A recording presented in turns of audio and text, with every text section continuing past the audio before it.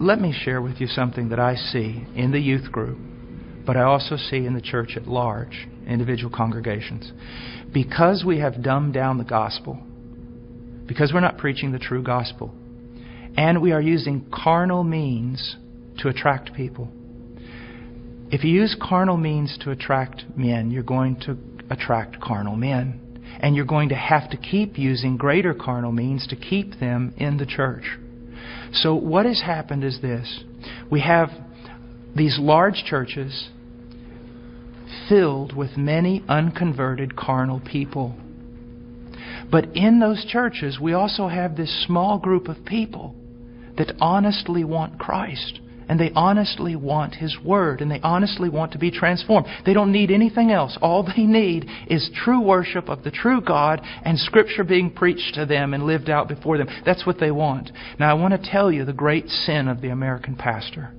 And this has got me in a lot of trouble, but it's true. This small group of converted people in that local church, all they want is Jesus. And all they want to do is the right thing. They want purity. They want truth. They want Christ. But the pastor, in order to keep this larger group of unconverted people, he caters to them. So while he is feeding these carnal men and women with carnal things, he is letting the sheep of God starve to death. And he is going to stand before God one day in judgment.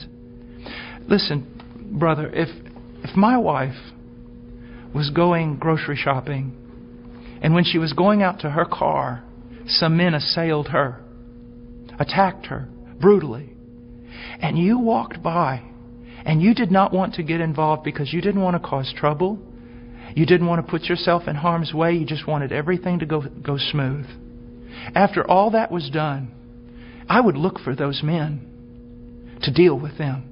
But I want you to know this, I'd look for you too. Because you had a chance to stand for my wife, my bride. And out of self-preservation or wrong ideas, you did not do it. You're just as much responsible as those men who attacked her. And that's what's happening all throughout America with pastors. It's the bride of Christ. There are sheep in all these churches, many of them, even churches that seem somewhat heretical in places. You'll usually find a group of people who truly want Christ, but the leadership is catering to the carnal and letting the bride of Christ starve to death, impoverished. And that is wrong. And there's going to be judgment for it. And the same thing is happening to the youth. I know young people that say, you know, Brother Paul, I listen to you all the time. And I said, well, what about your church? He goes, well, they don't preach this. It's not what the other young people want. And so they give them what they want. I'm starving to death. A little child of God, it would be better than a millstone be tied around your neck than you cause this little one to stumble.